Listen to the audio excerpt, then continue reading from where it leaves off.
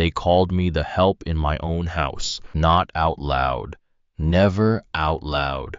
It was done with gestures, with the careful architecture of small cruelties, with the way my daughter-in-law said my name as though it were a minor inconvenience she had learned to tolerate. 15 years of it, 15 years of becoming smaller and quieter and more invisible inside walls. I had chosen inside rooms. I had painted with my own hands in a house built from the savings of two people who had believed completely and without reservation that what they built together would outlast them both. I want to tell you exactly how it was taken from me, not by strangers, by the son I carried, raised, and loved without condition, and I want to tell you how I took it back piece by piece until there was nothing left for them to hold over me. But to understand how it ended, you need to understand how it began. Not with the lawyers, not with the court dates, not with the mourning. I changed the locks and stood alone in the hallway, listening to the silence of a house that was finally, after 15 years, mine again. It began on an October evening when the air smelled like wet leaves and wood smoke, and I spent 12 hours making someone else's dinner perfect, and I finally understood that nothing was ever going to change unless I made it change myself. My name is Dorothea Price. I am 72 years old, and this is the story of how I stopped disappearing. Harold and I bought the house in 1978. We had almost nothing. We had a down payment scraped together over 4 years of careful living, a shared conviction that this particular house on this particular street was worth every sacrifice we had made to reach it and each other. I was 7 months pregnant with Marshall when we closed.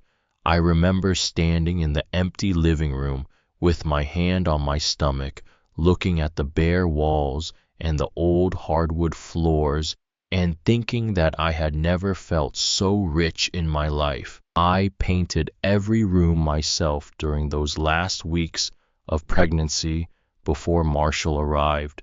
The nursery was yellow because we did not know if we were having a boy or a girl, and yellow felt like hope. The kitchen was a warm cream that Harold said made him hungry every time he walked through the door. The bedroom we shared was a deep blue-gray that looked different in every light, silver in the morning, almost navy at night, and I loved it precisely because it refused to be just one thing. Harold built the bookshelf in his study by hand. He was not a natural carpenter, and it showed slightly a lean to the left that we never corrected because we came to think of it as the shelf's personality. He spent a weekend on it cursing quietly and apologizing to me for the cursing, and when it was done, he stood back and looked at it with an expression I recognized as the same one he wore when Marshall took his first steps. Pride that comes from making something from nothing. 30 years we lived in that house. 30 years of ordinary mornings and difficult evenings, and the slow accumulating intimacy of two people who chose each other over and over without ever making a formal announcement of it. Harold worked his way up at Whitmore Industries over 35 years, from junior analyst to senior partner, and the company rewarded his loyalty with shares that grew quietly in value while we went on living modestly, driving old cars, buying suits on sale, saving for Marshall's education and for whatever came after. We talked about the shares sometimes in the evenings, the way you talk about money when you are not afraid of it, but you respect it. Harold would say that they were our security, our foundation, the thing that meant we would never have to worry. He said Marshall would inherit what remained after we were gone, and that felt right to us, felt like the natural order of a life built carefully and with intention. Harold died in February 9 years ago, a heart attack, sudden and complete, the kind that does not negotiate. One morning he was there, and by afternoon he was not, and the world divided permanently into before and after, and I spent the months that followed in a fog so thick I could barely find my way through it. Marshall was there immediately. He was capable and organized, and he took charge of everything with a brisk competence that I mistook for devotion. The lawyers spoke to him, not to me. The bank accounts were restructured, with Marshall's name added for convenience, so that he could manage things while I was not in a condition to manage anything. Papers were placed in front of me, and I signed them because I was drowning in grief, and everyone around me kept saying not to worry, that everything was being handled, that I just needed to focus on healing. I trusted him. He was my son. I found out much later what those papers actually said, but that comes later. First, let me take you to October. The invitation list for Serena's charity board dinner had been on the refrigerator for 2 weeks. 12 women from the hospital foundation, the kind of women who wore their wealth like a second skin, who could identify the vintage of a wine at 20 paces, and whose opinions about floral arrangements could make a caterer weep. Serena chaired the foundation's capital campaign that year.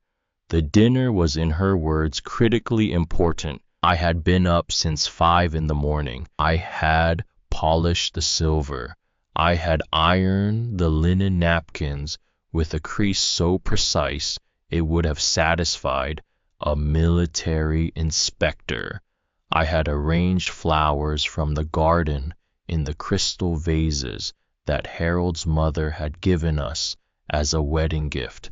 I had prepared a salmon en croûte because the market had been out of beef tenderloin, a substitution I had made based on 30 years of cooking experience that told me the salmon was actually the superior dish. Serena came downstairs at 8 in the morning and stood at the kitchen doorway in her silk robe, looking at the salmon preparation laid out on the counter, and her expression shifted in the way it always shifted when I had done something without being given explicit permission to do it. I said beef Wellington, she said. The market was out. The salmon is better for this group anyway. It's lighter, it won't sit heavy before. I didn't ask for your opinion about what sits heavy, she said. Is that genuinely too much to expect? I looked at her. I looked at the salmon I had been preparing since 6 in the morning. I thought about the drive I had made to 3 different markets looking for the right cut of beef before finally accepting that it was not to be found that day. Of course, I said instead, I'll make it work. She had already turned away. And Dorothea tonight, when the guests arrive, just serve the first course and then stay in the kitchen. I'll handle the rest of the evening. The rest of the evening. She meant she would handle being seen. She meant I was presentable enough to carry soup, but not presentable enough to remain in the room while people ate it. Some of these women are very particular, she added, as though this explained everything, as though it were not an explanation at all, but an erasure. I said nothing. I had been saying nothing for 15 years, and I was very practiced at it. At 9:30 a car pulled up the driveway, and Serena crossed the foyer quickly. I heard the front door open, heard the exchange of greetings that women who are performing friendship make for each other, and then Serena brought her guest into the kitchen. Cecilia Voss was 60 years old, expensively maintained, and possessed of the specific confidence that comes from having spent decades being the most important person in any room she entered. She chaired the Hospital Foundation's board, and she and Serena had been close for as long as I had been in this house, watching their friendship bloom in rooms I was never invited to enter. She looked at me the way you look at a piece of furniture you are not sure you remember ordering. "Serena," she said without lowering her voice, "is this your new housekeeper?" The pause before Serena answered was exactly long enough to confirm everything. "That's Dorothea," Serena said, "my mother-in-law. She helps around the house." Cecilia gave me a smile that involved only the bottom half of her face. "How nice," she said, and turned back to Serena, and that was the entirety of it. That was the whole interaction. I was categorized and dismissed in the time it takes to draw a breath. I went back to the salmon. My hands kept moving, because that is what hands do when the mind has gone somewhere quiet and cold and very still. By 7 in the evening, the house was full and bright and loud with the laughter of women who had no idea I existed. I could hear it from the kitchen, that particular music of people performing their own happiness for each other, and underneath it, Marshall's voice, warm and charming, playing the role of generous host with practiced ease. I had spent 12 hours making the stage for this performance. Neither of them had thought to mention that to anyone. I loaded the first course onto the serving cart at 7:30. The Limoges soup bowls, the ones that had been my mother's, were arranged in a careful arc. They were the only things I owned that Serena had not managed to absorb into her version of the house. I had kept them in the back of the highest cabinet in the kitchen, where they were too inconvenient to become someone else's aesthetic choice. Or so I had believed. Looking at them now arranged on the serving cart, I understood that at some point Serena had found them and decided they were exactly the right level of old money, understated for a charity board dinner. She had not asked. She had simply taken them the way she had taken everything else, smoothly and without acknowledgement, as though ownership were a technicality she had long since stopped observing. I pushed the cart down the back hallway and through the service entrance in my own house. The dining room was beautiful, I will say that. The candlelight fell across the mahogany table that Harold and I had found at an estate sale in Connecticut 3 decades ago, the one we had driven 4 hours to look at, and 4 hours home after buying it, laughing for most of the return trip at the impracticality of transporting a table in a station wagon. The crystal caught the light and threw small prisms across the walls.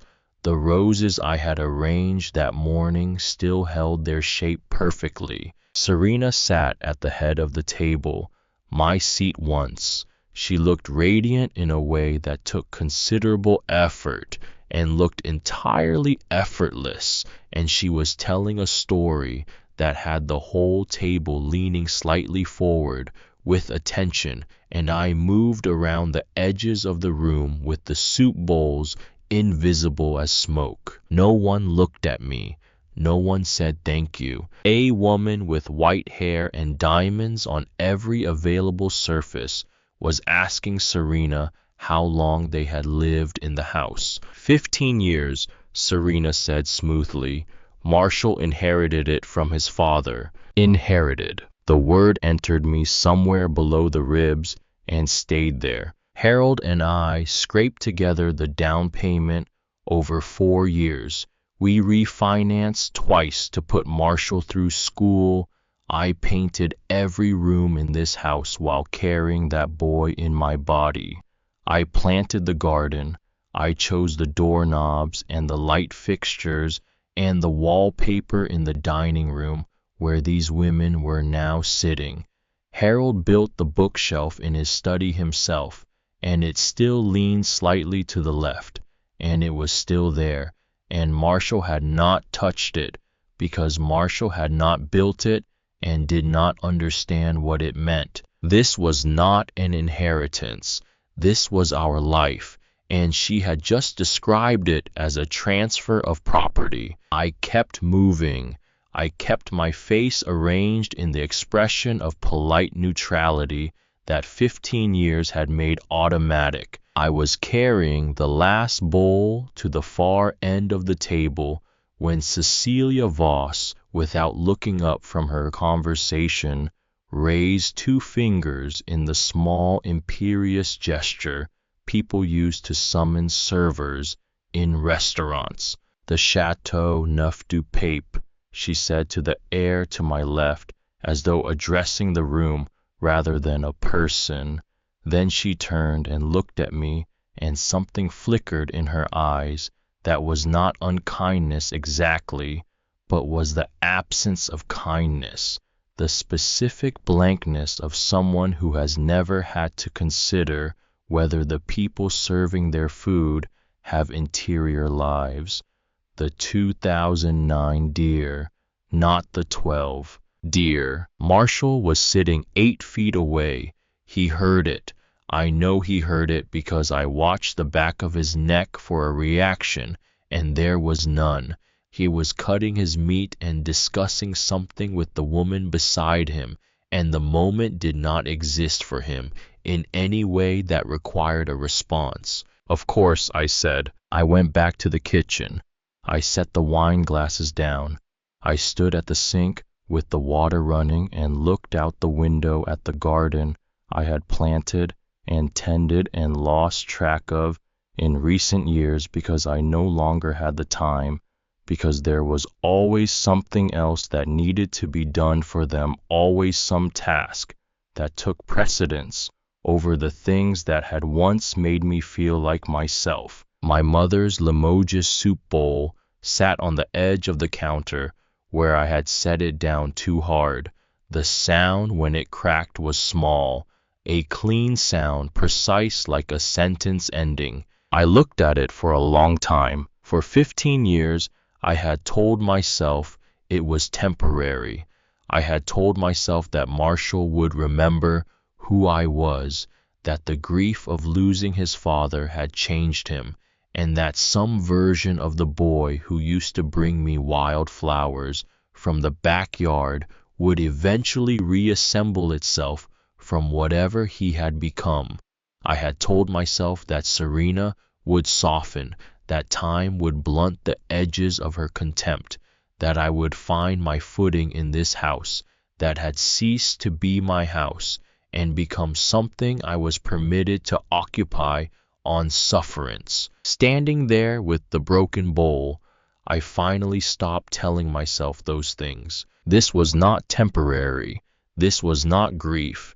This was a choice they had made and continued to make every single day, and it was going to go on exactly as it was until the end of whatever time I had left, unless something changed. Something needed to change. I served the rest of the dinner. I served the main course, the salmon en croûte, that I had spent the morning preparing, and no one commented on it, and Serena accepted the compliments about the menu with a gracious smile that suggested she had planned it herself. I served dessert. I was not invited to join them for coffee. I cleaned the kitchen. I cleaned the dining room, the wine stains and the lipstick smudged glasses and the crumbs ground into the antique rug that Harold and I had bought at the same estate sale as the table, a matching set, a single day of impractical joy that had always made me smile to remember. By midnight, I was climbing the stairs to the third floor with legs that felt like they were made of concrete. I passed the second floor landing and saw the light under Marshall and Serena's door. I heard Serena laugh low and satisfied, the laugh of someone who has gotten exactly what she wanted. I kept climbing. I lay in my small room under the slanted ceiling and listened to the radiator and thought about Harold. I had been a good man, a careful man, a man who planned things and took his responsibilities seriously. He would not have left me with nothing. He would not have done that.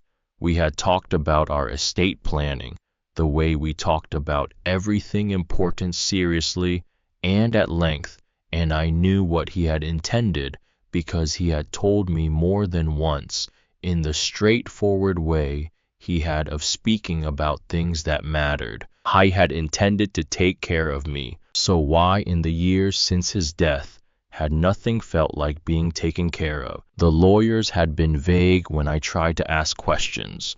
Marshall had always intervened before I could press for specifics. Just focus on healing, Mom, he said. I will handle everything.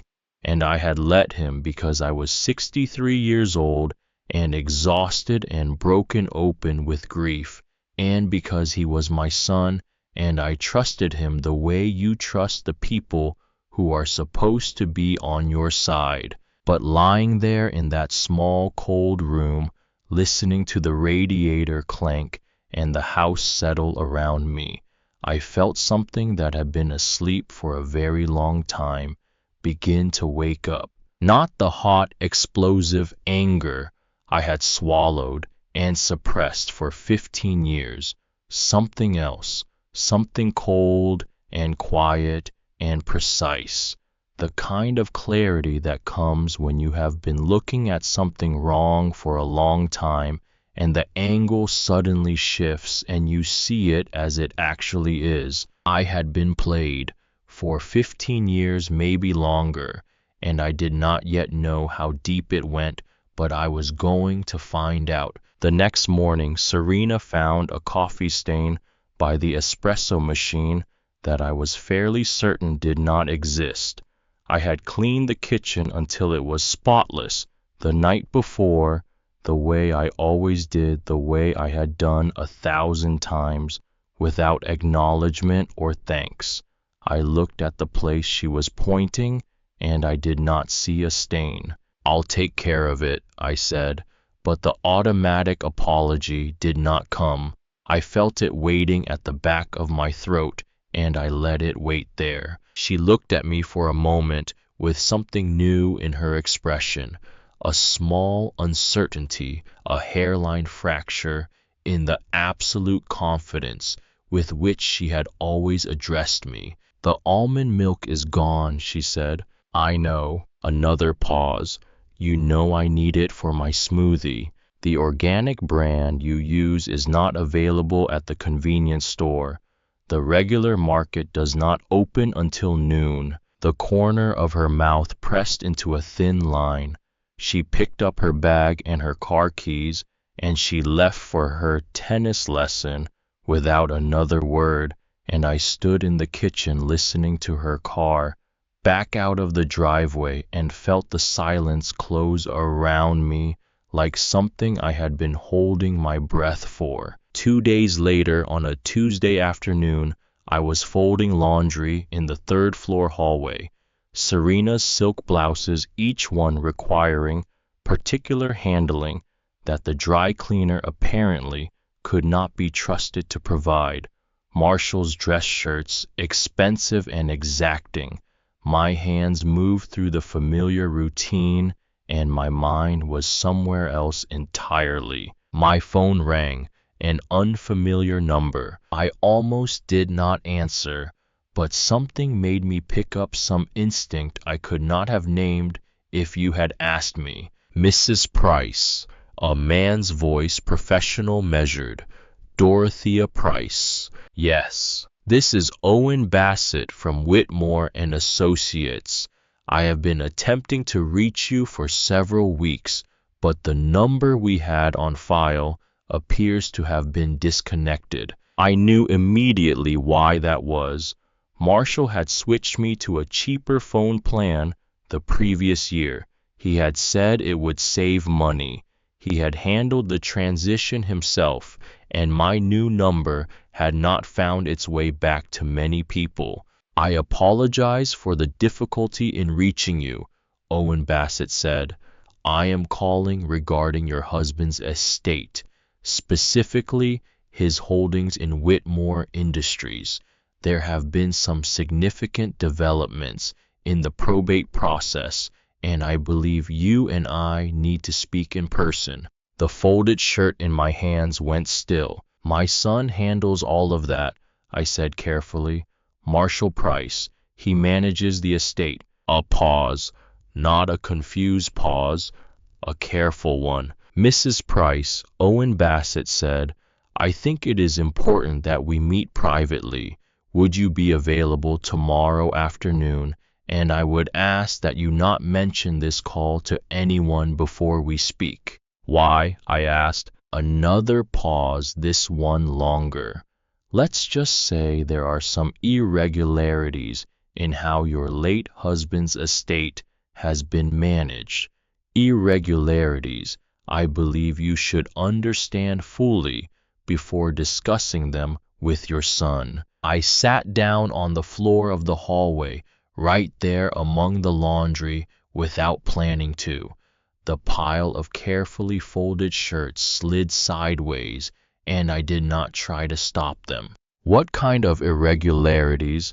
My voice came out steadier than I felt. I would prefer to explain in person. Tomorrow at 2 o'clock I can text you the address. Yes, I said, I'll be there. He gave me the address and ended the call, and I sat on the floor of the third-floor hallway of my own house, surrounded by other people's clothing, and listened to my heart beating in my ears and thought about a single word: irregularities. I did not sleep that night.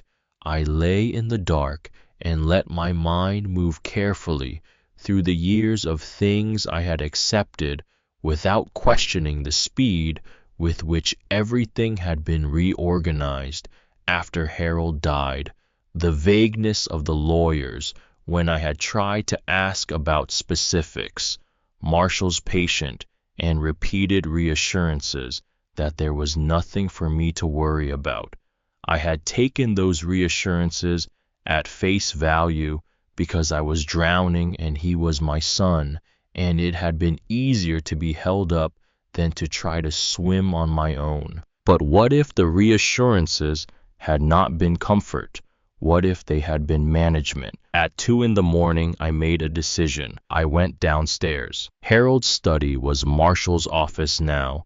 He kept it locked, but the key had always lived in the same place, taped under the lip of the desk's center drawer, because Harold had kept it there, and Marshall had apparently never found a reason to change what Harold had established.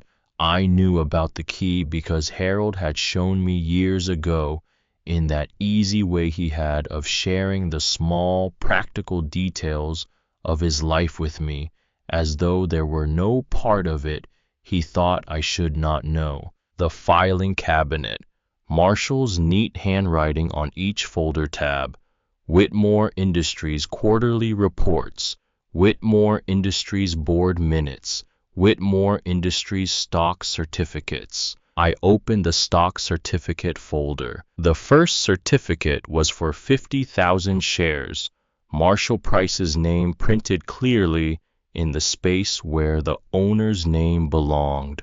The date of transfer 4 months after Harold died. I turned to the next page.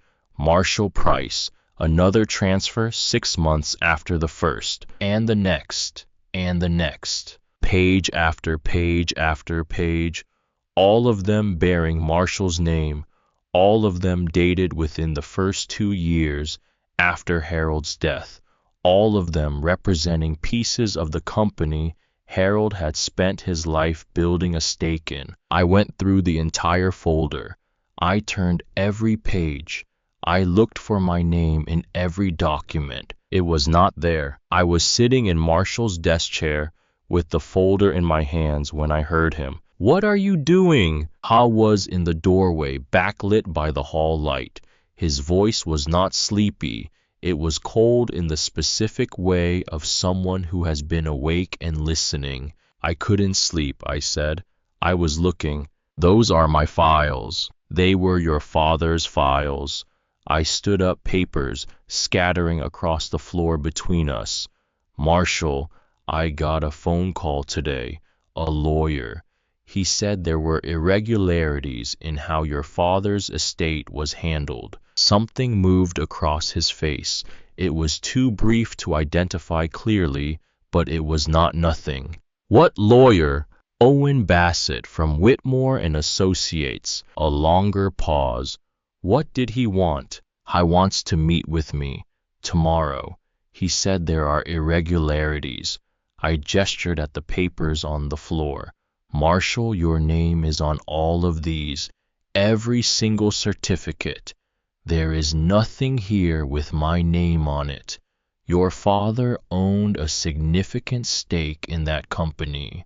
Where is my name?"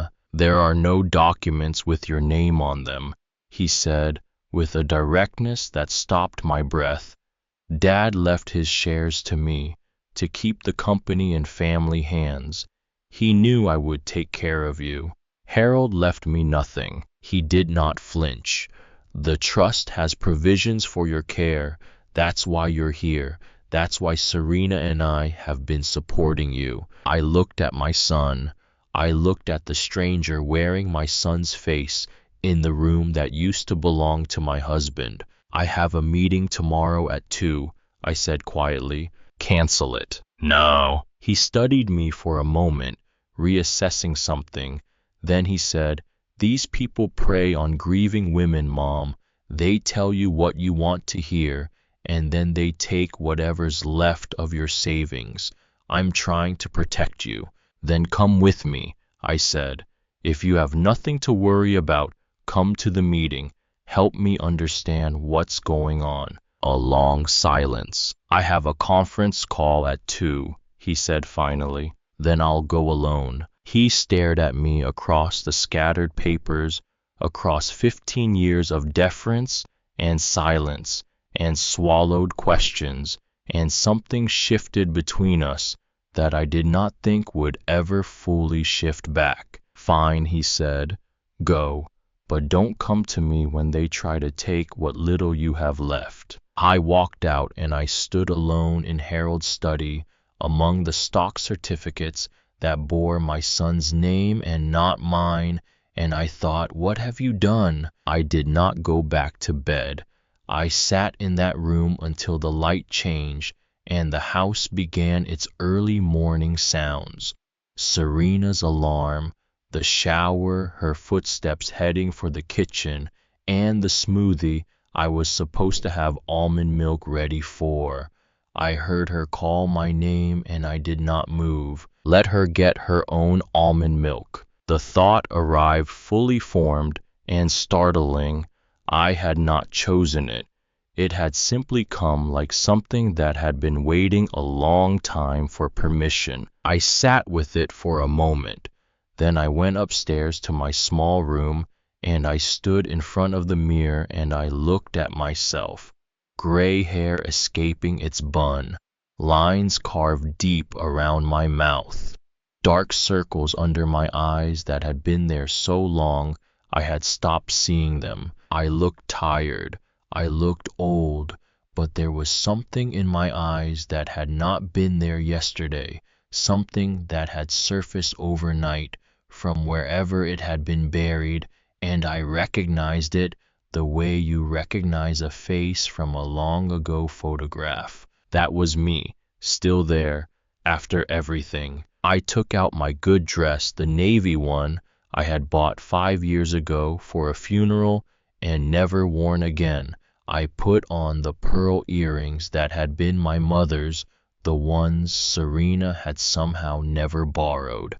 In the mirror, I looked like someone who was going somewhere that mattered, someone who deserved answers, someone who was not, despite 15 years of evidence to the contrary, just the help. I left through the front door, not the service entrance. The front door. The October air was cold and clean and smelled like the beginning of something. The law offices of Whitmore and Associates occupied the third floor of a building that had been old when the century was young. Marble floors, brass fixtures, dark wood paneling that absorbed sound and light in equal measure. The kind of building that did not need to announce its authority because its authority had been established before anyone currently alive was born to question it. I felt out of place the moment I walked through the doors, not because I did not belong there, because 15 years of being made to feel like a guest in my own home had done something to my sense of where I was permitted to stand without apology. The receptionist typed my name into her computer, and her expression changed, just slightly. The way expressions change when a name means something the face had not been prepared to encounter. "Of course, Mrs. Price, he's expecting you. Third floor, suite 312. Owen Bassett stood when I entered his office. He was 55 perhaps, with steel gray hair and the measured handshake of a man who had delivered difficult news so many times that he had learned to lead with steadiness rather than warmth. His eyes were kind. I had stopped trusting kind eyes, but I noted them anyway. He opened a file folder on his desk and looked at it for a long moment before he looked at me. "Mrs. Price," he said, "what I'm about to tell you is going to be difficult to hear, and I want to say, before I begin, that I am sorry it took this long to reach you." I sat with my hands in my lap and said nothing. I had learned that silence was sometimes the most effective way to make room for a truth that would otherwise be talked around. "Your husband owned 150,000 shares in Whitmore Industries at the time of his death," Owen said. He slid a document across the desk. "This is his final stock certificate dated 2 weeks before he died, the number at the bottom." I looked at the document. The numbers required a moment to resolve themselves into meaning. 150,000 shares, I said. At current market value, those shares are worth approximately $42 million. The room did not spin. I want to be clear about that because I think people expect a revelation of that magnitude to be accompanied by some physical drama. What actually happened was that everything became very still. The sounds of the building dropped away. I looked at Owen Bassett across his mahogany desk, and I felt the numbers settle into me with a weight that would take time to fully register. $42 million. Harold had built that over 35 years, one careful decision at a time, driving a 10-year-old car and buying his suits on sale and investing everything he could in the company he believed in. He had built it for us, for our future, for the security he wanted me to have when he was gone. And I had been living in the attic room of my own house, washing someone else's silk blouses by hand, being sent through the service entrance. "Mrs. Price," Owen's voice was careful, "are you all right?" "Tell me the rest," I said. I explained the trust structure that Harold had established. Harold's will had specified a clear division, 70% of his estate to me, 30% to Marshall, with the understanding that Marshall would eventually inherit my portion after my death. It was generous to Marshall. It was also unambiguous about my right to the majority while I was living. Shortly after Harold died, someone had filed amended trust documents with the probate court. The amendments changed everything. Under the revised terms, I was designated to receive a monthly stipend of $1,500. Marshall received full control of all assets, including the entire stock portfolio. $1,500 a month. I had never seen a single payment. Who filed the amendments? I asked, though some part of me already knew. Your son, Marshall Price. Owen paused. He claimed you had consented to the changes due to concerns about your ability to manage such a large estate at your age. I had not consented. I had never seen those documents. I had been drowning in grief and signing papers placed in front of me without reading them because I was 63 years old and my husband of 40 years had died, and Marshall kept saying everything was being handled. Owen slid another document across the desk.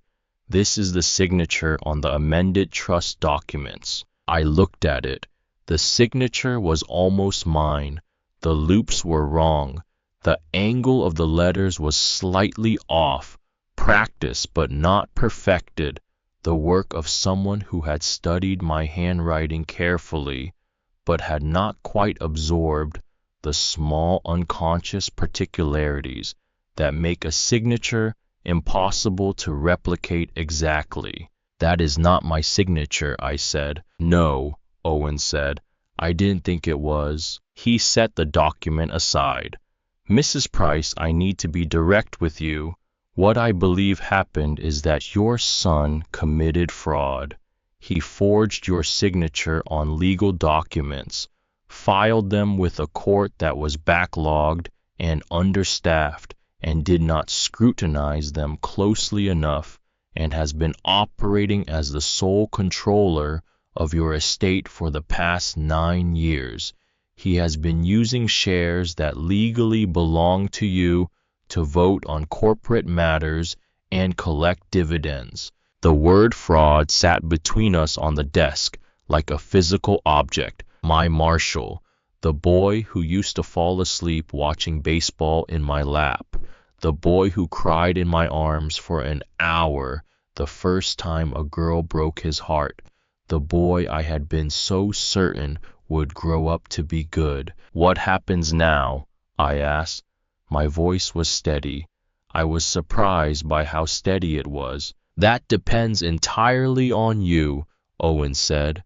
We can file a motion to invalidate the amended documents. We can demand a full accounting of all estate assets. We can pursue criminal charges if you choose to. He paused. But Mrs. Price, I want you to understand what that means. Your son will fight. He has resources. This will take time, and it will almost certainly become public. I want my money back, I said, all of it, and I want the house. He looked at me with an expression I could not quite categorize. The house, Harold and I bought it in 1978. It should have transferred to me automatically when he died. Somehow it ended up in a trust that Marshall controls. I met his eyes. I want it back. Owen Bassett smiled for the first time.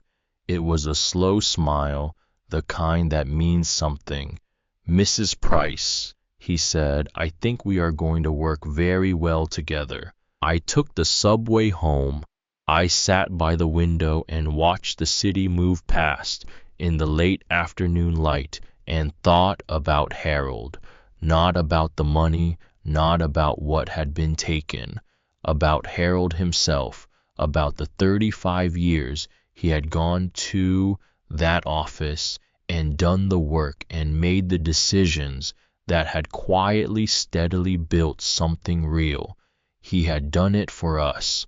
That had been the whole point of it, the entire reason, and Marshall had understood that well enough to wait until his father was barely cold before dismantling it. The ring on my left hand caught the light from the window. Harold had saved for 6 months to buy it. We had been broke students when he proposed standing on a beach in Maine in September with the wind pulling at my coat and his hands shaking slightly as he held out the small box. I had said yes before he finished asking the question. I had trusted that I would be taken care of. I came home through the front door and heard voices in the living room before I reached it. Marshall's voice and Serena's low and tight with stress. I moved without thinking to the edge of the hallway where the shadow was deep enough to conceal me. She's not going to do anything, Serena was saying. She's a 72-year-old woman with no money and no options. What exactly is she going to do? She already did it, Marshall said. Bassett called my office this afternoon. He's representing her. A brief silence. Then Serena laughed, but it was not her practiced social laugh. This one had a ragged edge to it. You're joking. Do I sound like I'm joking? Marshall, relax. So she found some ambulance chaser to file a motion. It'll be dismissed. Bassett is a senior partner at Whitmore and Associates. Marshall's voice was quieter now, more controlled, which somehow made it more frightening. They don't take cases they don't think they can win. Another silence longer. When Serena spoke again, her voice had changed. What can he actually prove? I don't know yet. That's what concerns me. Did you cover your tracks? A pause. I thought so, but if they start pulling records comparing the signatures, he stopped. You told me you handled the signatures, Serena said. You told me it was clean. Quiet, Marshall said sharply. I pressed myself against the wall.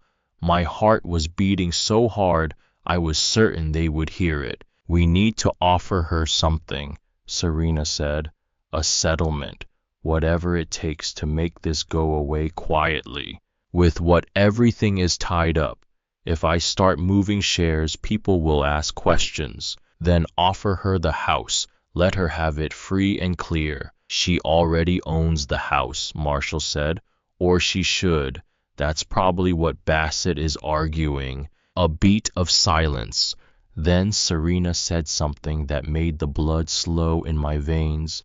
There's another option. Marshall was quiet. We have her evaluated, Serena said.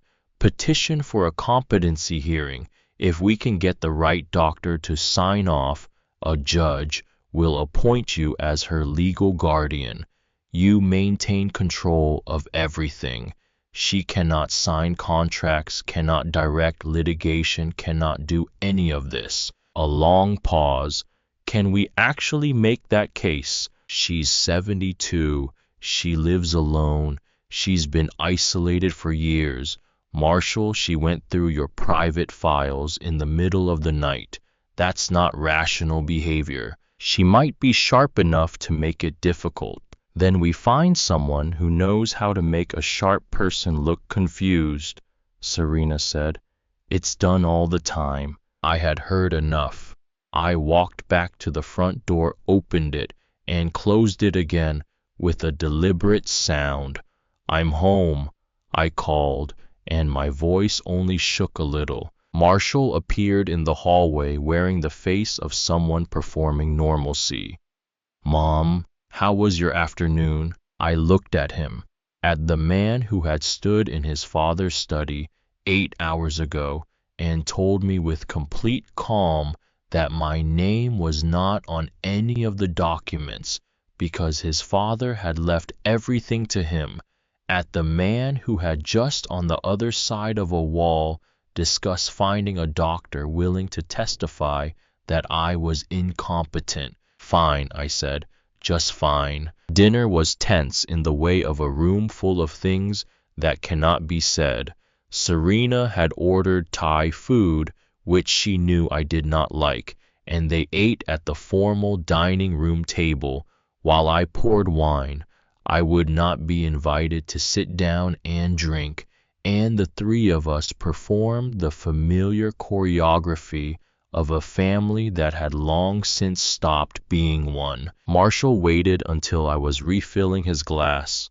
"So, Mom, this lawyer you saw today." My hand did not shake. I was proud of that. "I explained some things about your father's estate," I said. "What kinds of things?" I set the wine bottle down and looked directly at my son. "That I am supposed to hold a 70% interest in Whitmore Industries, that your father established a trust with very clear terms, and that someone filed amended documents after his death that changed those terms without my knowledge or consent." Marshall's expression did not move. "Is that what he told you?" "That is what the documents show," he sighed, setting down his fork with the patience of a man explaining something obvious to someone slow. "Mom, these lawyers, they see a widow and they construct a story designed to upset her. Dad's estate was settled properly years ago according to his wishes, with my forged signature." The word landed in the room and did not dissipate. Marshall stood up. "You need rest.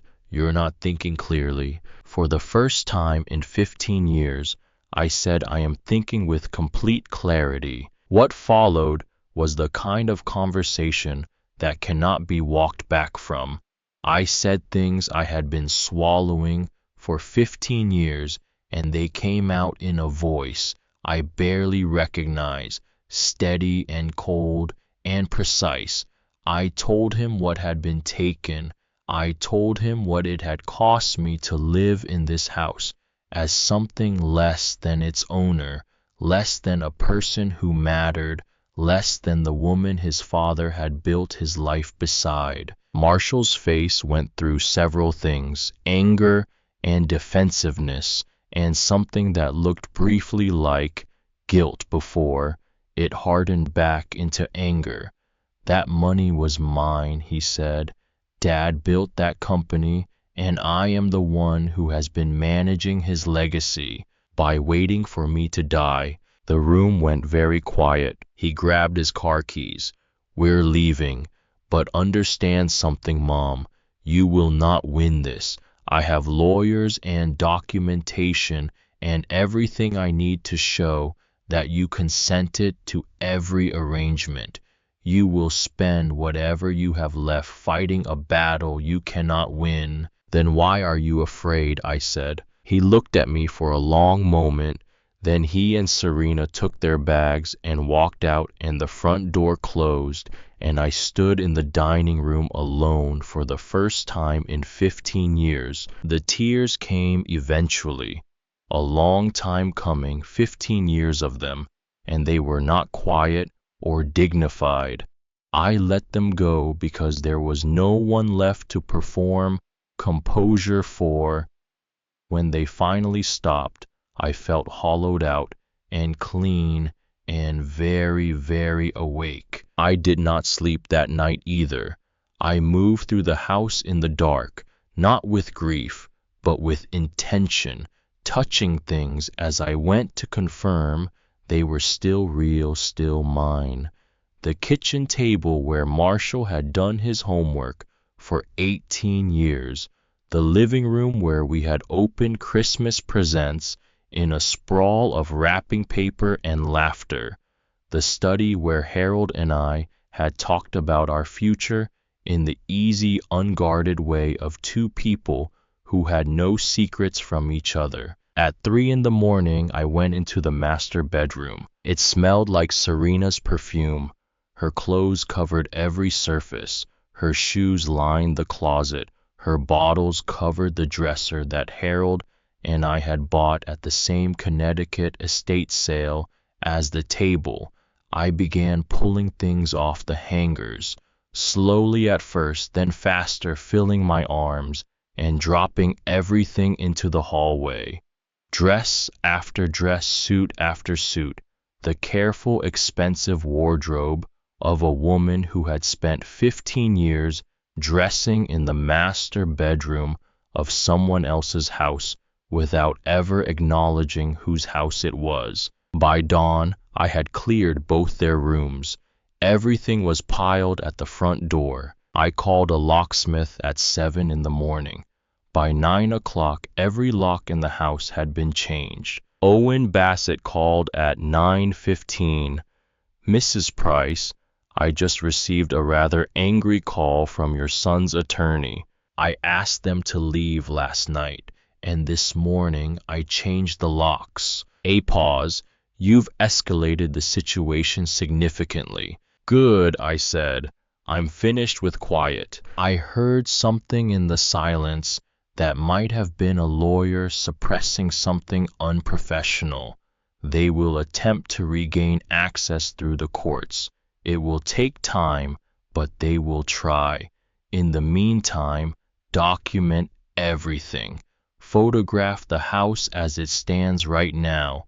And Mrs. Price, if they come back in person, do not be alone. I don't have anyone, I said.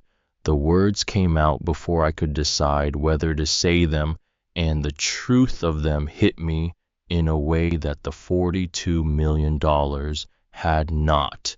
15 years of isolation had accomplished exactly what it was designed to accomplish. I had no one to call. Then call me, Owen said. Day or night, you are not alone in this. But I was, and we both knew it. They came back that afternoon, Marshall's face dark with the fury that had clearly been building for hours, Serena's eyes red, and her mascara wrecked the two of them, standing on the porch of my house, surrounded by the suitcases I had left outside. I opened the window, not the door. Mom, this is insane. Open the door. It is not your house, I said. We have rights here. We have legal standing. Then establish it in court. Marshall's voice dropped to something dangerous and quiet. You are making the worst mistake of your life. The worst mistake of my life was trusting you with your father's estate, I said. Everything since then has just been the consequence of that mistake. I closed the window.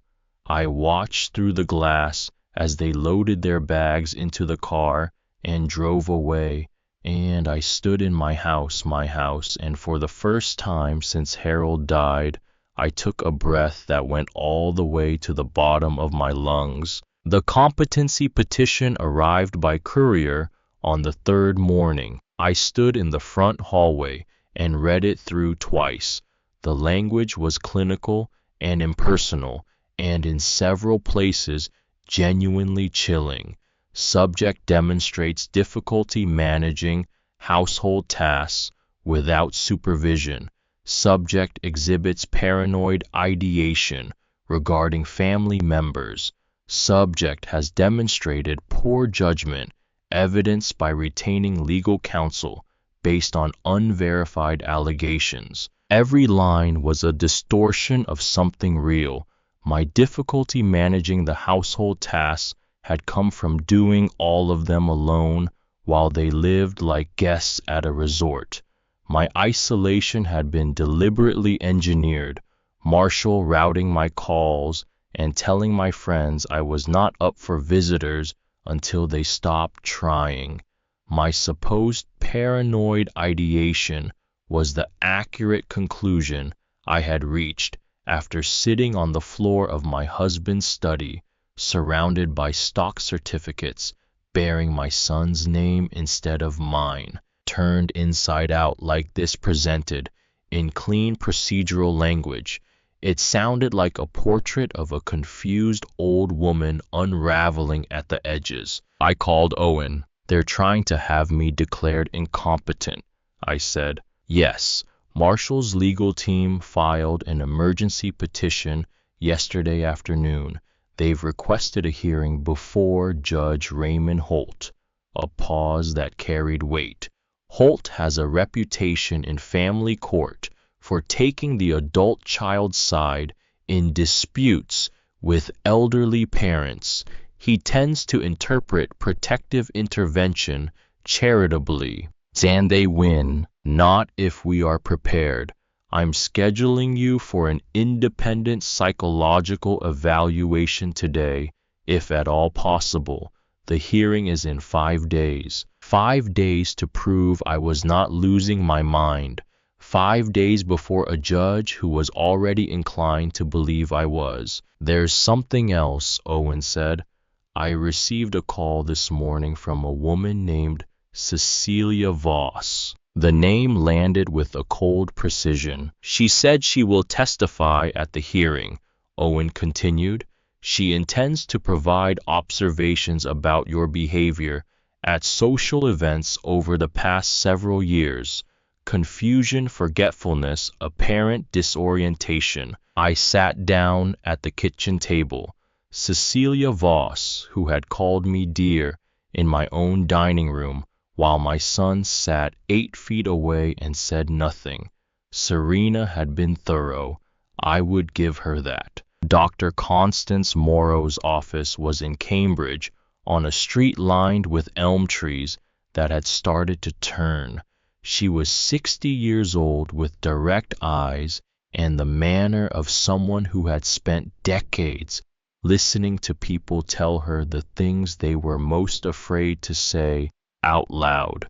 She sat across from me with a notepad and asked questions that felt designed to reveal something, and I answered them as carefully as I had answered anything in my life. She gave me lists of words to remember and asked me to repeat them 20 minutes later. She showed me photographs and asked me to identify what I saw. She asked me to count backward from 100 by sevens, and I did it without hesitating. She asked me what I had watched on television the previous evening. I described a documentary about the Romanov family in more detail than she appeared to expect. You have a very strong memory, Mrs. Price. Is that unusual? For your age, for anyone? What you've demonstrated today is functioning at a high cognitive level. She set down her pen. Can I ask you something off the record? I said yes. Why do you think your son filed this petition? Because I am suing him for my inheritance, and he believes that having me declared incompetent is the most efficient way to stop me. She looked at me for a long moment. I think you've been living in a psychologically abusive environment for a significant period of time. I think you've been systematically conditioned to doubt your own perceptions and minimize your own needs. And I think your son is counting on that conditioning to make you appear unstable in front of a judge. But I'm not unstable. No, she said. You're not. You're traumatized. That's a meaningful distinction, and my evaluation is going to make it clearly. She leaned forward slightly. But Mrs. Price, competence isn't only a question of what the tests show. It's a question of whether you have the psychological strength to stand in front of a hostile judge with your son's lawyers working against you and hold your ground. Can you do that? I thought about the filing cabinet in Harold's study, about the papers scattered across the floor, about the word no, the first one I had said to Marshall in 15 years, and how it had come out of me steadier than I expected. Yes, I said, I can. The morning of the hearing arrived gray and cold.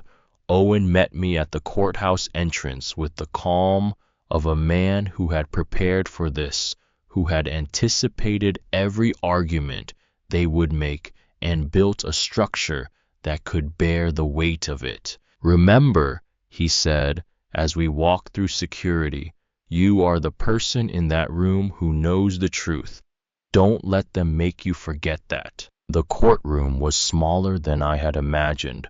Wood paneling, fluorescent lights, the kind of institutional quiet that makes every sound feel significant.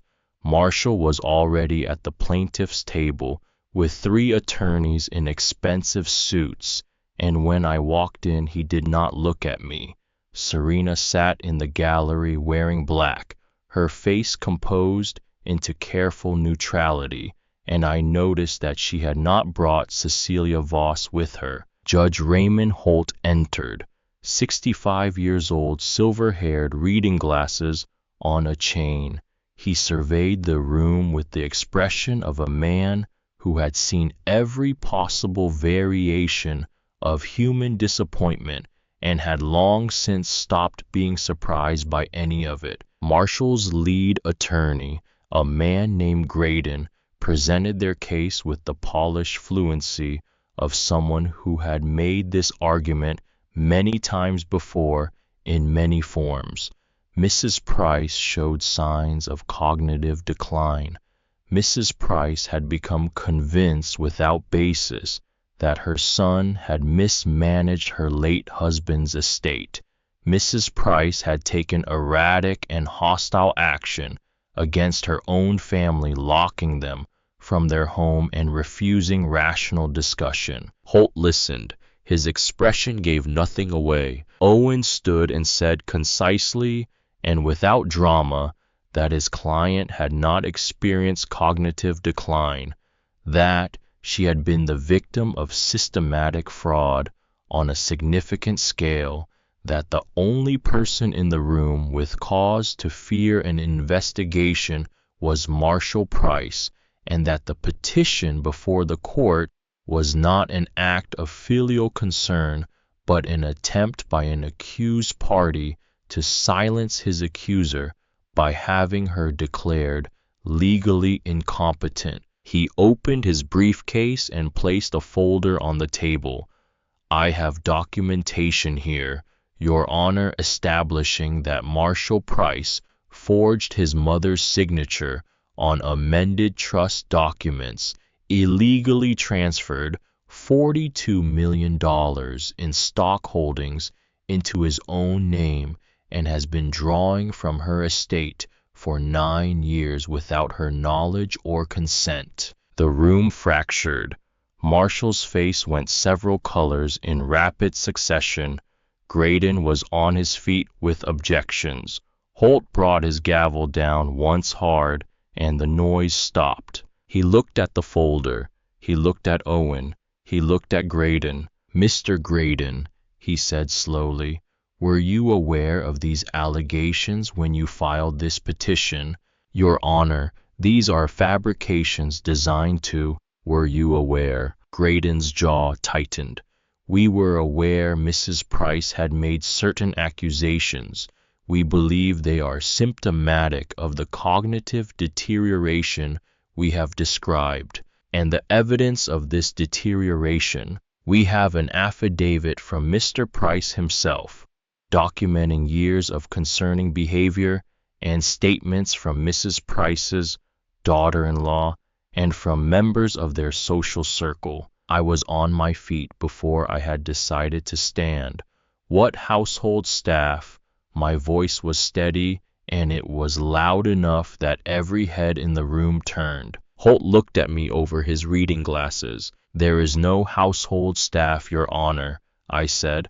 "I was the household staff. For 15 years I cooked their meals and cleaned their house and served their guests, and they told anyone who asked that they were taking care of me." I paused. "I am not confused about what happened to me. I am not paranoid about my son's behavior. I am the primary beneficiary of my husband's estate. I am the legal owner of my home, and the man who stole both of those things from me is sitting at that table." Graydon said something about emotional instability.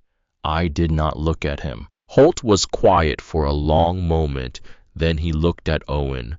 "Mr. Bassett, I'm going to need to see this documentation, all of it. We have a complete psychological evaluation from Dr. Constance Morrow, conducted 3 days ago, establishing that Mrs. Price is fully competent and shows no signs of cognitive impairment.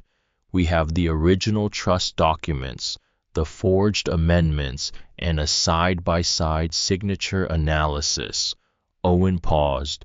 We are also prepared to file a counter-petition today, Your Honor, seeking criminal charges for elder financial abuse, fraud, and forgery. The word criminal opened something in the room.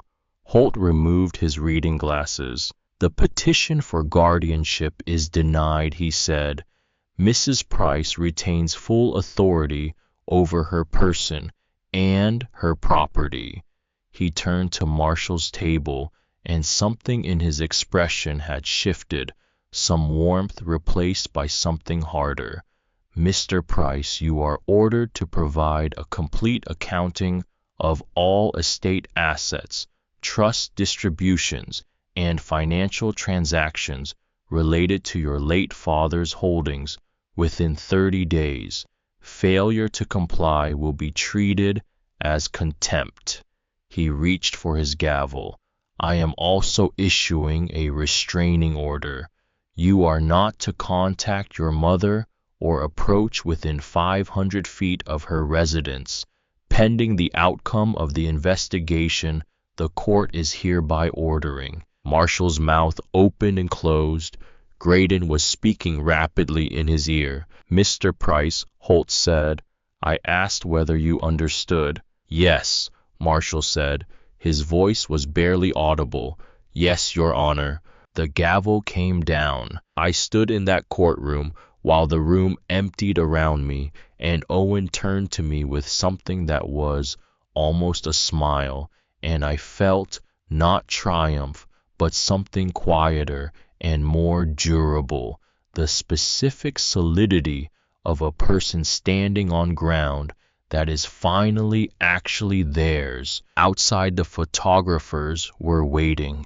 The story had leaked, and the questions came fast and overlapping, and I answered them, looking directly into the cameras with my hands completely still at my sides. My son took $68 million. He forged my name. He spent 9 years treating me like a servant in my own house while living on money that was legally mine. When I discovered the truth, he tried to have me declared incompetent to preserve his control. I am pursuing full accountability because fraud does not become acceptable because the person who committed it is family. In the car afterward, Owen was quiet for a long time. Then he said, That went better than I expected. The hearing, yes, I said, but you told me Holt was conservative. He surprised me. Owen nodded slowly. He surprised me too, but I think what surprised him more was Marshall. He paused. When a judge who was inclined to believe you realizes he was being used, he tends to overcorrect. He turned onto the highway. We won today, but Mrs. Price, in 30 days, when that accounting comes in, we are going to find out exactly how much there is to fight for, and I suspect it is considerably more than 42 million. I watched the city move past the window. How much more? I asked. I don't know yet, Owen said, but I want you to prepare yourself, because whatever we find, it is going to be worse than what you already know. The call came at midnight. I was lying in the master bedroom, in the bed that was mine again, still too wired to sleep, when my phone lit up with an unknown number. I answered it because I had learned in the past week that the calls worth taking were often the ones from numbers I did not recognize. Breathing first, then Serena's voice, stripped of every social grace it had ever employed, low and stripped down to something raw and furious. You think you've won something, she said. You've destroyed your own son. When this is over, when Marshall goes to prison because of what you've done, You will have no one. You'll die alone in that house counting your money, and there won't be a single person who cares. I held the phone.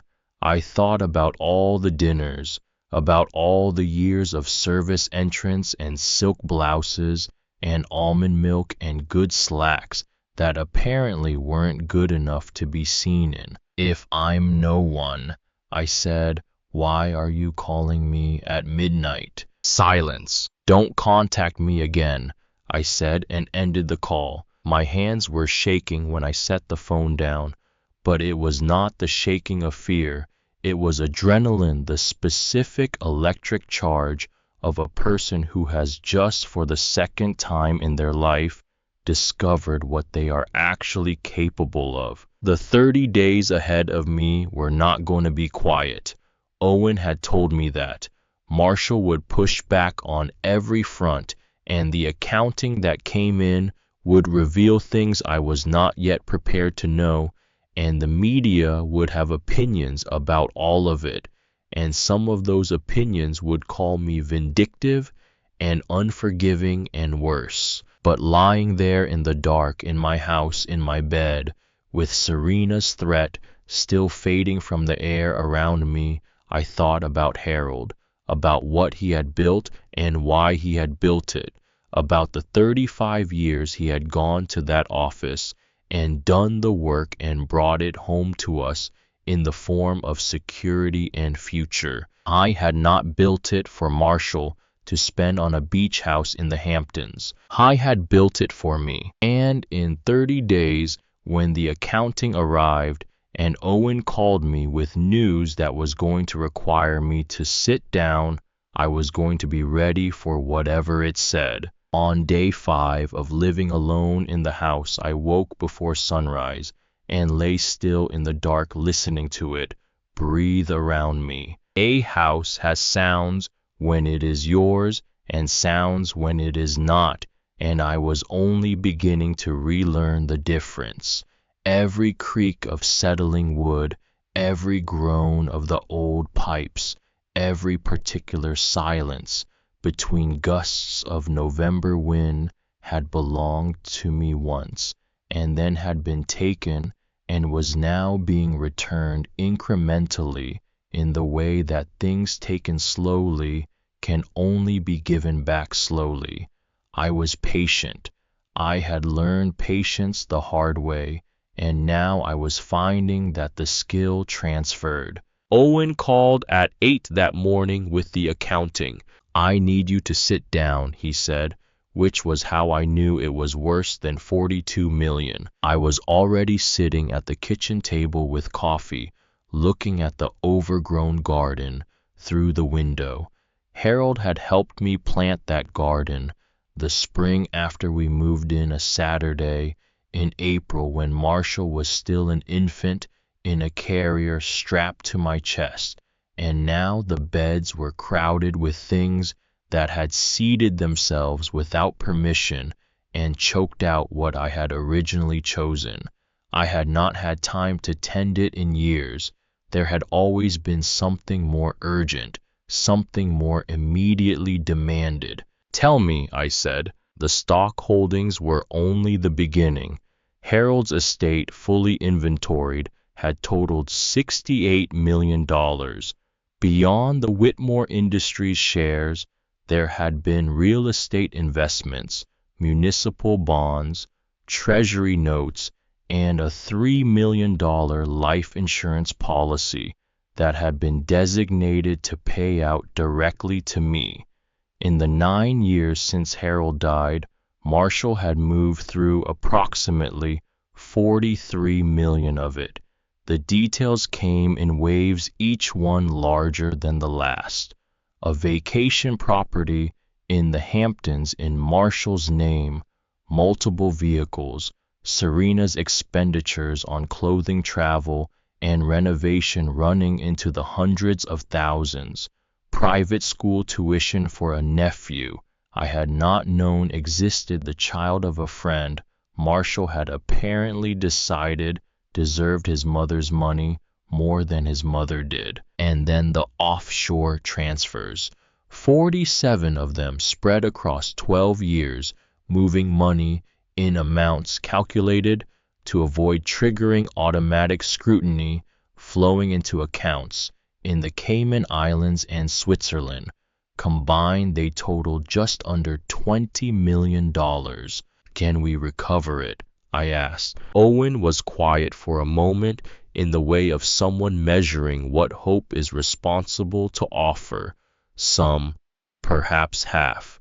The rest is either spent or buried deep enough that tracing it will take years and may never be complete. He paused. But the house is definitively yours, and the remaining Whitmore shares, approximately $25 million worth, are untouched. Combined with what we can recover, you will not be poor, Dorothea. You will be more than comfortable for the rest of your life. I thought about the rest of my life. I was 72 years old, and for 9 of those years, I had been scrubbing floors and serving dinners and sleeping in a small room under a slanted ceiling, while my son spent my money on beach houses and offshore accounts. The math of what remained of my time felt different than it had a week ago, not shorter, differently shaped. When is the next hearing? I asked. Monday, Owen said. And Dorothea, the media has found this story. Someone leaked it. There will be cameras outside the courthouse. I want you to be prepared for that. I've been invisible for 15 years, I said. I think I can manage being seen. That night, I did something I had not done since the week Harold died. I filled the master bath, the deep soaking tub that had been Serena's renovation and now was simply mine again, and I sat in water hot enough to turn my skin pink, and I let myself cry in the way I had not allowed myself to cry in public, not at the courthouse, not on the phone with Owen, not when I had stood at the window watching Marshall and Serena load their bags into the car and drive away. The sounds I made echoed off the tile, and I did not try to muffle them. I cried for Harold, who had trusted his son and had not lived to see what that trust produced. I cried for the relationship with Marshall that had died slowly over 15 years before I had understood it was dying. I cried for the grandmother I had never become, because Marshall and Serena had decided children were too much disruption to a life built around acquisitions. I cried for the woman I had been before grief and manipulation and years of systematic diminishment had reduced her to someone who thanked people for the privilege of washing their laundry. When the water went cold and the crying stopped, I climbed out and dried off and stood at the mirror and looked at myself for a long time. Old. There was no useful purpose in pretending otherwise. My hair was silver, and my face was lined, and my hands showed every year of the work they had done, but my eyes were clear in a way I had not seen them in a long time, and the woman looking back at me from the glass was not diminished. She was distilled. Everything unnecessary had been burned away, and what remained was the part that had always refused, even at its smallest, to completely disappear. I went to bed and slept 8 hours without waking. The courthouse Monday morning was surrounded by news vans. Owen had warned me, but the reality of it still required a moment of adjustment. The cameras and the reporters and the low, steady hum of public attention that I had spent my entire life avoiding.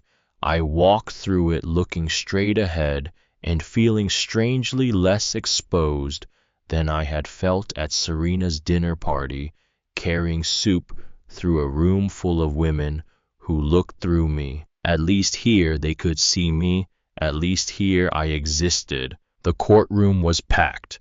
Nora Price was there sitting in the gallery on my side of the room, and when I came in, she stood and gave me a look that contained more than a look usually holds. She had driven 4 hours from where she lived now.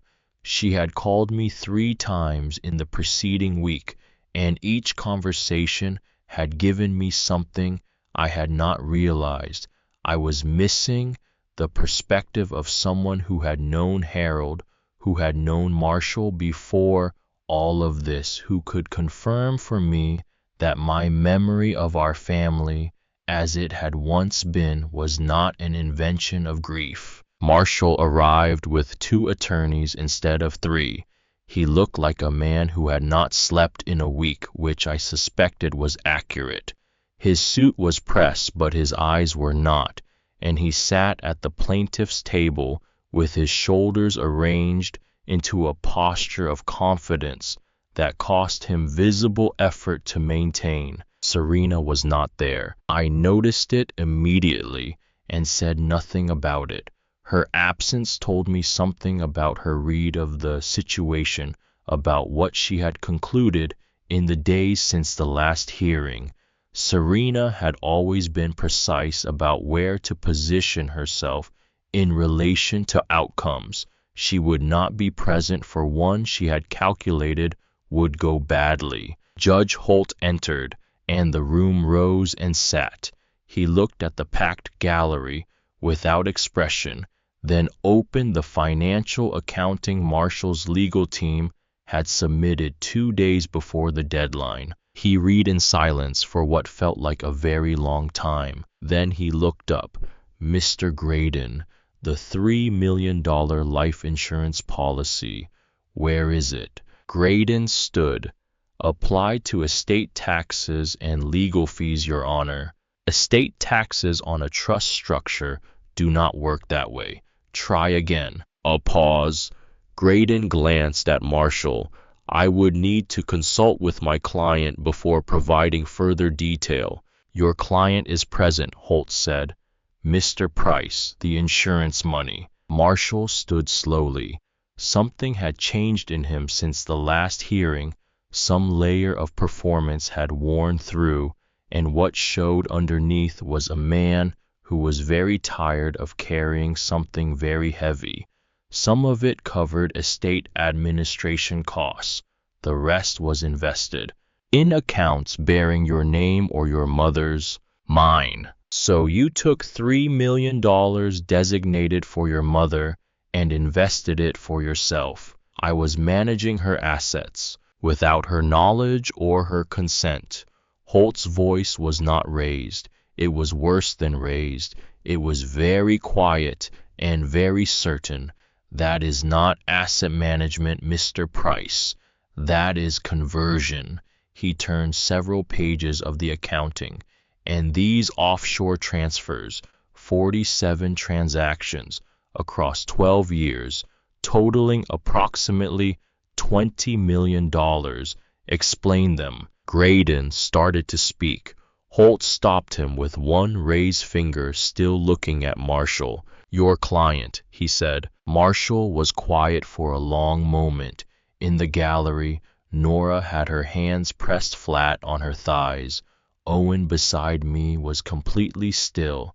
Business expenses, Marshall said. Legitimate international transactions related to managing the estate's holdings. $20 million in business expenses routed to the Cayman Islands and Switzerland over 12 years. Holt removed his reading glasses entirely and set them on the desk. Mr. Price, I'm going to ask you one time to explain to this court where your mother's money went. The courtroom held its breath. Marshall looked at his attorney. His attorney looked at the table. I spent it, Marshall said. The gallery erupted.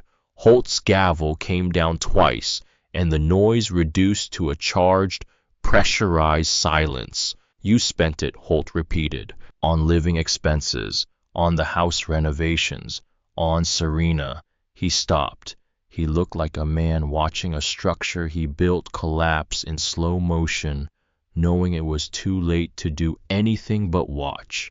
She wanted things. She said we deserved to live well, that my father would have wanted us to have a good life, the renovations, the cars, the travel. I kept telling myself that eventually it would all come to me anyway. He paused. When my mother passed, I thought I was just accessing it early. The silence that followed was the completest silence I had ever heard in a room full of people. When my mother passed, I had planned around my death. He had looked at his mother, at a woman of 63 who had just lost her husband and signed papers she was too broken to read, and he had decided that the money was effectively his already, because she would not live long enough to matter. He had spent 9 years of my life operating on that calculation. I did not make a sound. I sat with my hands folded in my lap, and I looked at my son, and I saw him clearly, perhaps for the first time in years, not the successful businessman and not the devoted son he had performed for Serena's charity dinners, and not the stranger who had stood in Harold's study in the dark and told me my name was on nothing. Just a man who had made a terrible choice at the worst possible moment and had spent 9 years building a life on top of it and had run out of road. Holt leaned forward. Mr. Price, do you understand what you have just admitted to in open court? Marshall seemed to register for the first time the full weight of the room around him. His face went the color of old paper. I need to speak with my attorney, he said. You have been speaking with your attorney for 2 hearings, Holt said. Based on your statement before this court and the documentation Mr. Bassett has provided, I am finding probable cause for criminal fraud and embezzlement charges. Bailiff. The room came apart at the seams. Graydon was on his feet. Reporters in the gallery were writing with both hands. Nora made a sound that was not quite a word, and I sat still and watched as a bailiff approached my son and asked him quietly to stand. Marshall looked at me as they put the handcuffs on. He looked at me the way you look at someone from a very great distance, from across something that cannot be crossed, and his face held all the things there were no longer words for. Mom, he said. Just that. Just the word, like the first word he had ever learned. I did not look away. I did not soften. I had softened for 15 years, and I knew now where it led. You should have thought of that, I said, before you spent her money. They led him out past the gallery, past Nora, who was crying quietly into her hands, past the reporters who were writing everything down. Graydon was speaking rapidly to someone on his phone. Serena was not there to see it, and I noted that absence the way you note a piece of a puzzle that was never going to fit anyway. Outside, the cameras closed in immediately. Owen was at my elbow, but I put my hand on his arm and stopped walking. I turned to face the microphones. My son took $68 million that my husband worked 35 years to build for our family, I said. He forged my name. He filed false documents with the court. He spent 9 years treating me as a servant in my own house while living on money that was legally mine. When I discovered the truth, he petitioned to have me declared incompetent because he believed that destroying my legal standing was preferable to returning what he had stolen. I paused. I am pursuing full accountability because what he did was fraud, and fraud does not become acceptable because the person who committed it shares your last name. A reporter called out, "But he's your son. Doesn't that change anything? The boy I raised would not have done this, I said. The man who did this made his own choices. I can grieve one and hold the other accountable at the same time. Owen steered me to the car then, and we drove in silence until we were clear of the cameras, and I sat with my hands in my lap and watched Boston move past the windows and felt something I had not expected to feel. Not triumph, something quieter than triumph. The particular stillness of a long-held breath, finally completely released. Serena came to my door that night. I had been expecting it, and I had decided in advance that I would open the door. She stood on my porch in the black dress from the courthouse that she had apparently not changed out of her face, showing something I had never seen on it in 15 years, the specific disarray of a person whose whole construction has come apart at once. She had always been immaculate. Even in anger, she had been polished. This was different. You put him in jail, she said. He put himself in jail. I was building a life. Everything we had, we built together. With my money, I said, on my property, using my husband's name. He loved me. Her voice cracked on it. Whatever else he did, he loved me. I looked at her and thought about Serena at the head of the dining room table, radiant in cream silk, accepting compliments on the house she had not built and the food she had not cooked and the career she had not earned. I thought about 15 years of small cruelties delivered with a smile. I thought about a midnight phone call and the word dear and a petition to have me declared legally incompetent. Serena, I said the day Marshall was sentenced, you filed for divorce. She did not deny it. Whatever he felt for you, you knew what you were doing the whole time, I said. Every renovation, every car, every dinner party where I served the food and you took the credit, you knew exactly where the money came from. So please don't stand on my porch and tell me about love. She raised her hand. I watched her do it, and I did not move. I had stopped flinching a long time ago. She lowered it. Something went out of her eyes that had been there for 15 years. The absolute certainty that I was beneath her, that I would absorb whatever she offered and apologize for finding it insufficient. Get off my property, I said, and I closed the door. I stood in the hallway and listened to her heels on the porch steps, and then the sound of her car, and then nothing, and the nothing was fine. Marshall took a plea agreement 3 weeks later, 7 years with the possibility of parole after 4.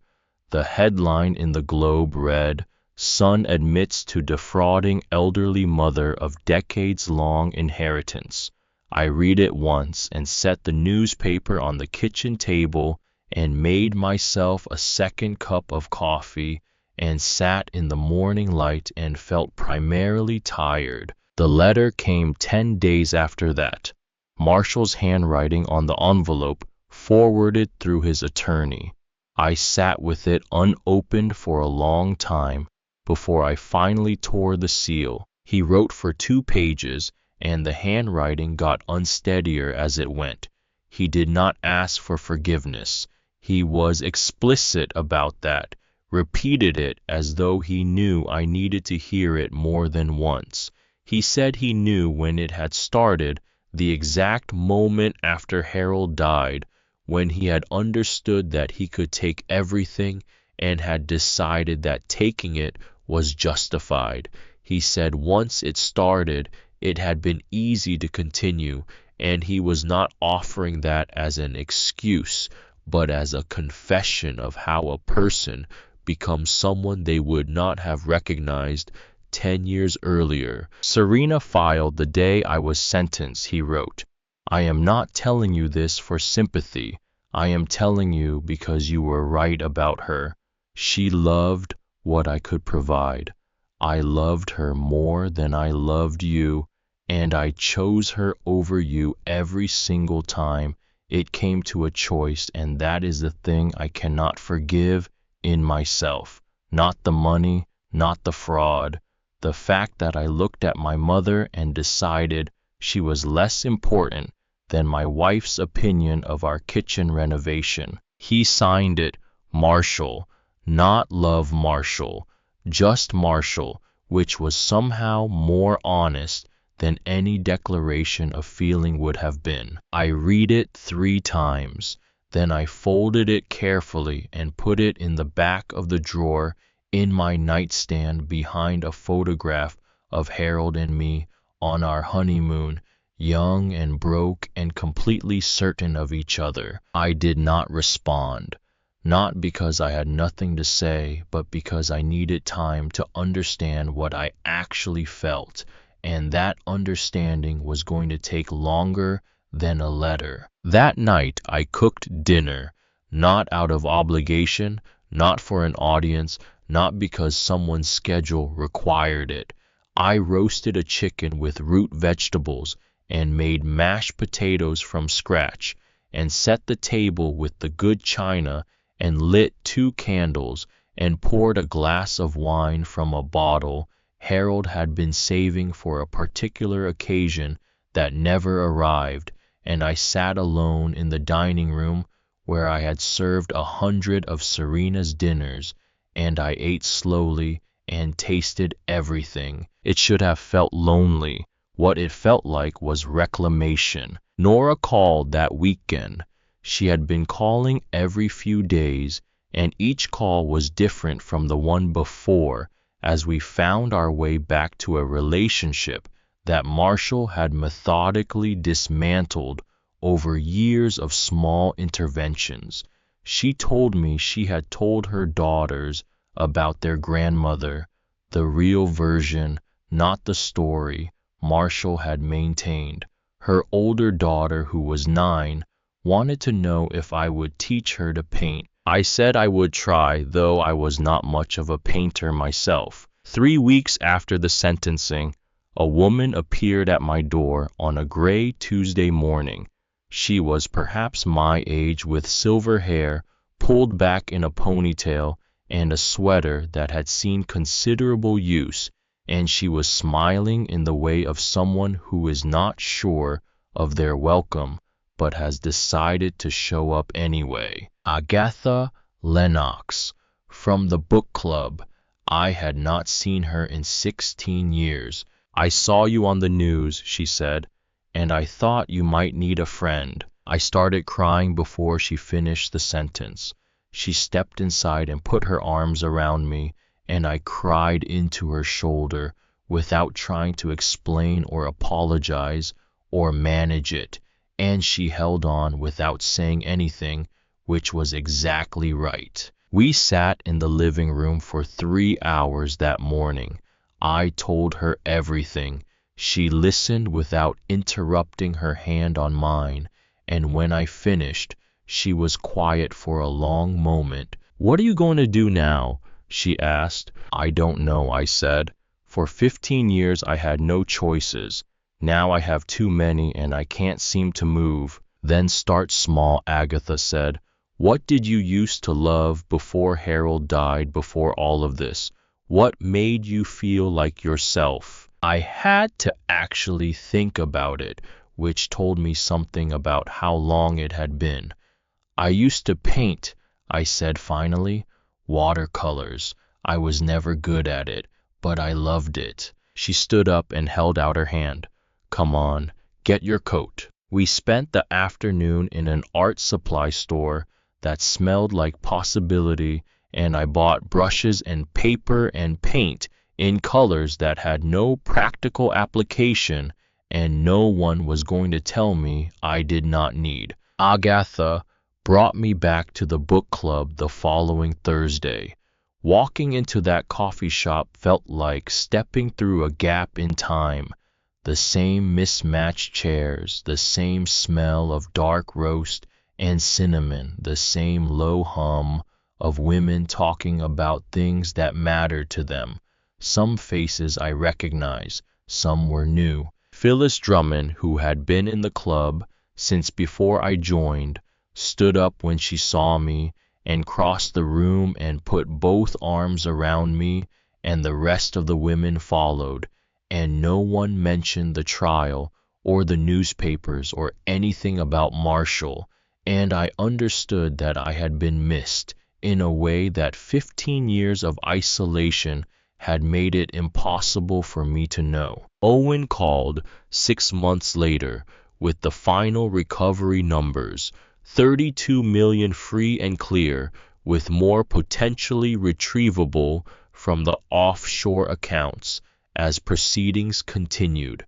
Combined with the remaining Whitmore Industries shares, I would not have to worry about money for the rest of my life or for several lives after that. I hired a financial advisor Owen recommended and set up a new trust, conservatively managed, and then I did what I had been thinking about since the morning I sat at the kitchen table reading Marshall's list of supposed evidence of my incompetence.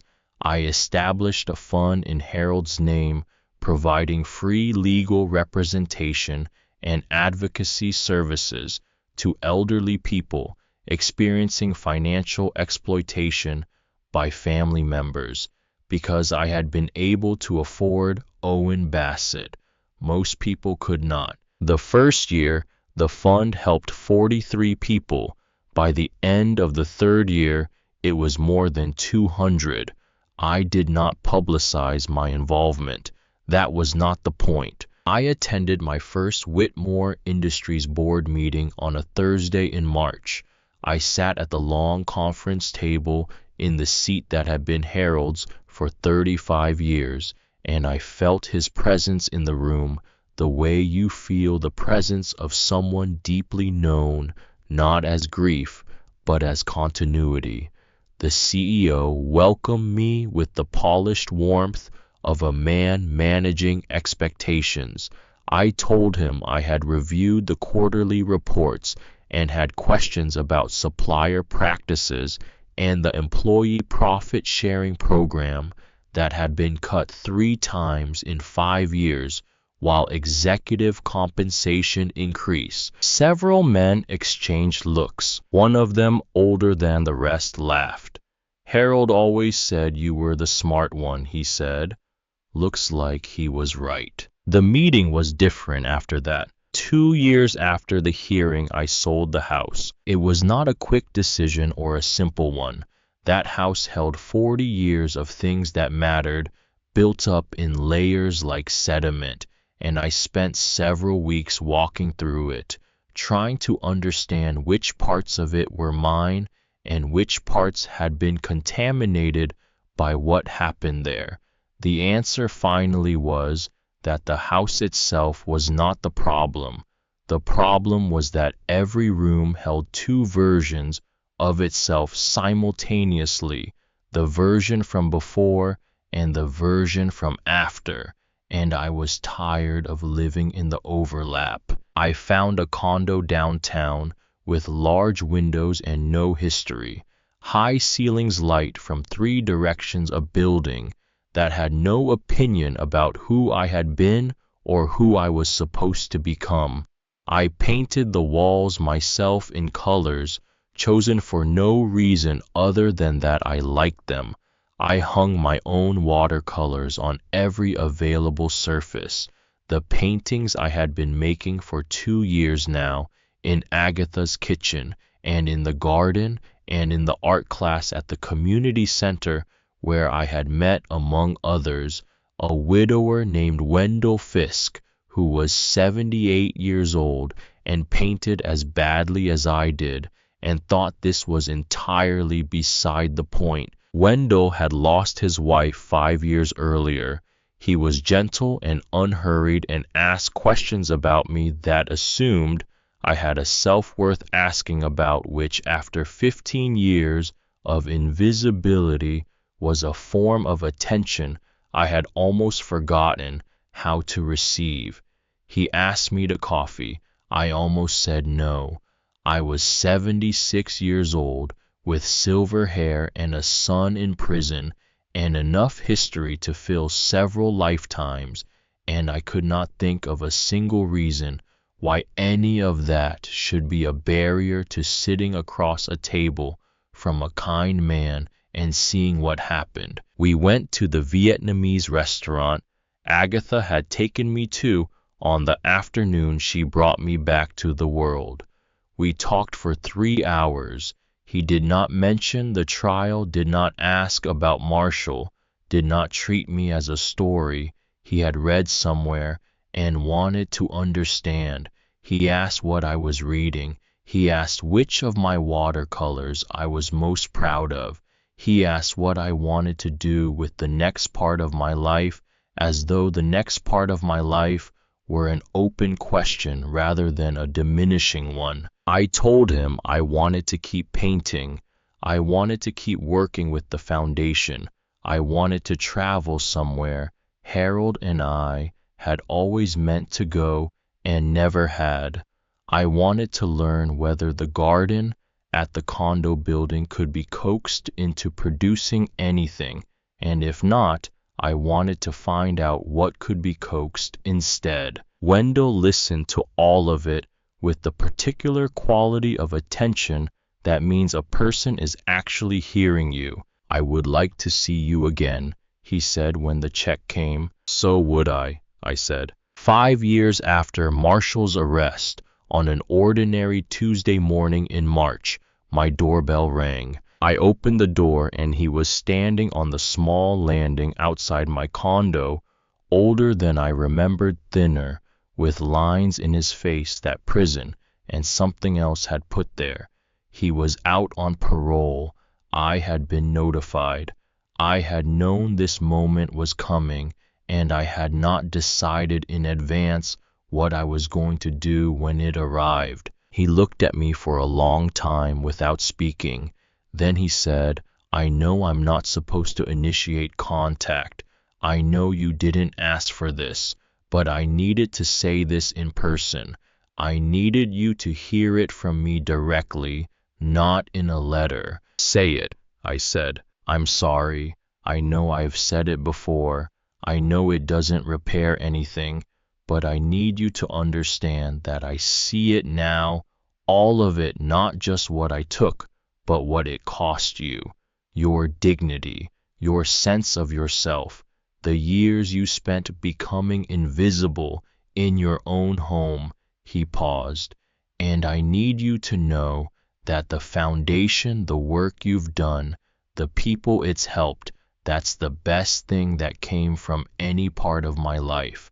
The best thing I produced was the circumstances that made you decide to fight back." I stood in my doorway and looked at my son, at the stranger he had become, and the familiar shape of the man underneath the stranger, and I felt something that had no clean name, not forgiveness, not its absence, but something more complicated than either. "I'm dying," he said.